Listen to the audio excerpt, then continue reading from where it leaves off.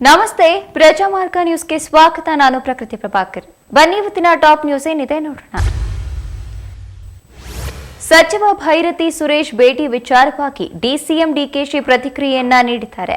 ಸದಾಶಿವನಗರದ ಬಳಿ ಮಾತನಾಡಿದ ಅವರು, ನಮ್ಮಲ್ಲಿ ಕೆಲವು ಯೋಜನಾ ಪ್ರಾಧಿಕಾರಿಗಳು ಇವೆ, ಅವುಗಳಿಗೆ ಕಾರ್ಯಕರ್ತರನ್ನ ನೇಮಕ ಮಾಡಬೇಕು.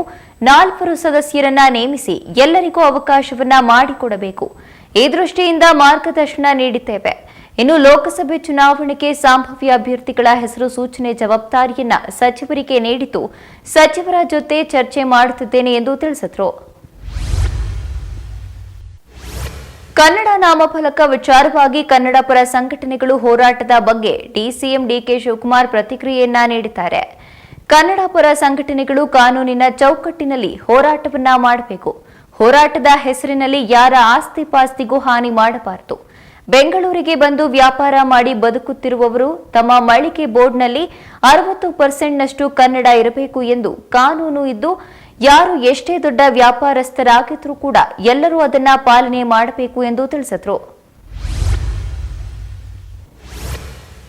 ಕಳೆದ ಅವಧಿಯ ಬಿಜೆಪಿ ಸರ್ಕಾರದಲ್ಲಿ ಯಡಿಯೂರಪ್ಪರನ್ನ ಸಿಎಂ ಸ್ಥಾನದಿಂದ ಬದಲಾವಣೆ ಮಾಡಿ ಬಸವರಾಜ ಬೊಮ್ಮಾಯಿಗೆ ಮಣೆ ಹಾಕಿದ್ದ ಸಂದರ್ಭದಲ್ಲಿ ನಾನೇ ಮುಂದಿನ ಮುಖ್ಯಮಂತ್ರಿ ಎಂದಿದ್ದ ಅರವಿಂದ್ ಬೆಲ್ಲದ್ಗೆ ಈಗ ವಿಧಾನಸಭೆಯಲ್ಲಿ ವಿಪಕ್ಷದ ಉಪನಾಯಕನ ಸ್ಥಾನ ಸಿಕ್ಕಿದೆ. ಯಡಿಯೂರಪ್ಪರನ್ನ ಕೆಳಗಿಳಿಸಿ ನನ್ನನ್ನೇ ಮುಖ್ಯಮಂತ್ರಿ ಮಾಡುತ್ತಾರೆ ಎನ್ನುತ್ತಿದ್ದ ಅರವಿಂದ್ ಬೆಲ್ಲದ್ಗೆ ಇದೀಗ ವಿಧಾನಸಭೆಯ ವಿಪಕ್ಷ ಉಪನಾಯಕನ ಸ್ಥಾನವಷ್ಟೇ ಸಿಕ್ಕಿದ್ದು, ಅಷ್ಟಕ್ಕೆ ಅವರು ಸೀಮಿತ ಆಗಬೇಕಾಗಿದೆ. ಬರಗಾಲ ಬರಲಿ ಎಂದು ರೈತರಿಗೆ ಆಸೆ ಇರುತ್ತೆ ಎಂಬ ಸಚಿವ ಶಿವಾನಂದ ಪಾಟೀಲ್ ಹೇಳಿಕೆಗೆ ರಾಜ್ಯ ಬಿಜೆಪಿ ನಾಯಕರು ಆಕ್ರೋಶವನ್ನ ವ್ಯಕ್ತಪಡಿಸಿದ್ದಾರೆ.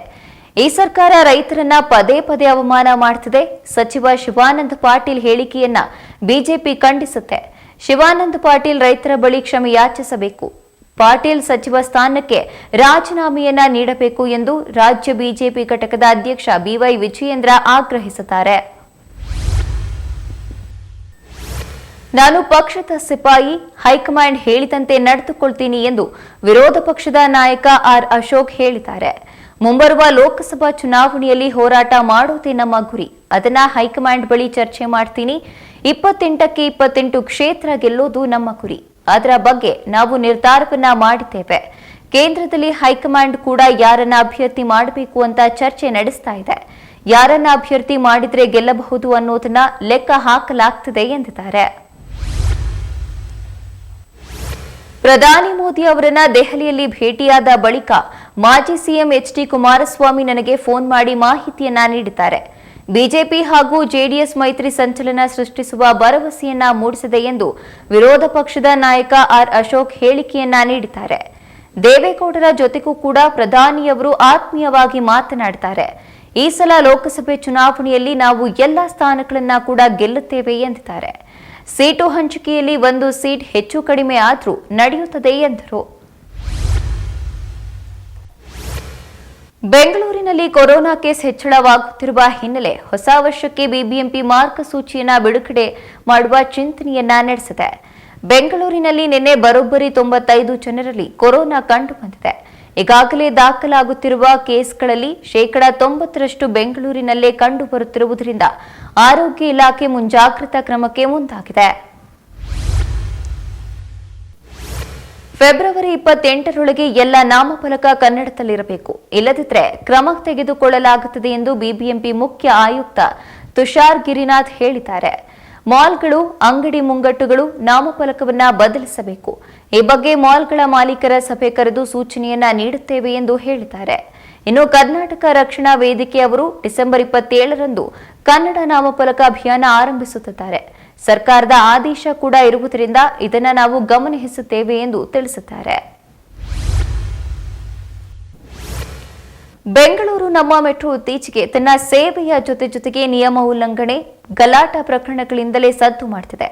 ಮೆಟ್ರೋ ನಿಯಮಗಳ ಉಲ್ಲಂಘನೆಯ ಕೆಲವು ಪ್ರಕರಣಗಳು ಬೆಳಕಿಗೆ ಬಂದ ಬೆನ್ನಲ್ಲೇ ಇದೀಗ ಪಾನಮತ್ತ ವ್ಯಕ್ತಿಯೊಬ್ಬ ಮೆಟ್ರೋ ಸಿಬ್ಬಂದಿಗೆ ಹೊಡೆದು ಹಲ್ಲೆ ಮಾಡಿರುವ ಘಟನೆ ವರದಿಯಾಗಿದೆ. ಈ ವೇಳೆ ಪಾನಮತ್ತರಿಗೆ ನಿಲ್ದಾಣದೊಳಕ್ಕೆ ಅವಕಾಶ ಇಲ್ಲ ಎಂದು ಮೆಟ್ರೋ ಸಿಬ್ಬಂದಿ ಆತನನ್ನ ತಡೆದಿದ್ರು. ಇದೇ ವೇಳೆ ಗಲಾಟೆ ನಡೆದು ಆತ ಆ ಸಿಬ್ಬಂದಿಗೆ ಹೊಡೆದಿದ್ದಾನೆ ಮತ್ತು ಹಲ್ಲೆಯನ್ನ ನಡೆಸಿದ್ದಾನೆ ಎಂದು ತಿಳಿದು ಬಂದಿದೆ. ಜನವರಿ 22ರಂದು ಅಯೋಧ್ಯೆಯಲ್ಲಿ ರಾಮಮಂದಿರ ಲೋಕಾರ್ಪಣೆಯಾಗುತ್ತಿದ್ದು ಗ್ರಾಮಗಳಲ್ಲಿ ಕಾರ್ಯಕ್ರಮ ಪೂಜೆ ಪುನಸ್ಕಾರ ಆಯೋಜನೆಗೊಂಡಿದೆ. ಇನ್ನು ಕೆಲವು ನಟರಿಗೆ ರಾಮಮಂದಿರ ಉದ್ಘಾಟನೆಗೆ ಆಹ್ವಾನ ಸಿಕ್ಕಿದೆ. ಮೊನ್ನೆಯಷ್ಟೇ ನಟ ನಿರ್ದೇಶಕ ರಿಷಬ್ ಶೆಟ್ಟಿ ಅವರಿಗೆ ಆಹ್ವಾನವನ್ನ ನೀಡಲಾಗಿತ್ತು. ಇದೀಗ ನಟ ಯಶ್ ಅವರಿಗೂ ಕೂಡ ಆಹ್ವಾನ ನೀಡಲಾಗಿದೆ ಎಂದು ತಿಳಿದು ಬಂದಿದೆ.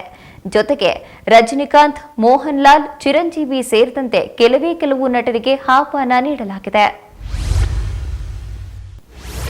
ಇದೆಷ್ಟು ಈ ದಿನದ ಟಾಪ್ ನ್ಯೂಸ್. ವಿನೂತನ ಸುದ್ದಿಗಾಗಿ ನೋಡ್ತಾ ಇರಿ ಪ್ರಜಾಮಾರ್ಗ ನ್ಯೂಸ್. ಇದು ಜನಸಾಮಾನ್ಯರ ಧ್ವನಿ.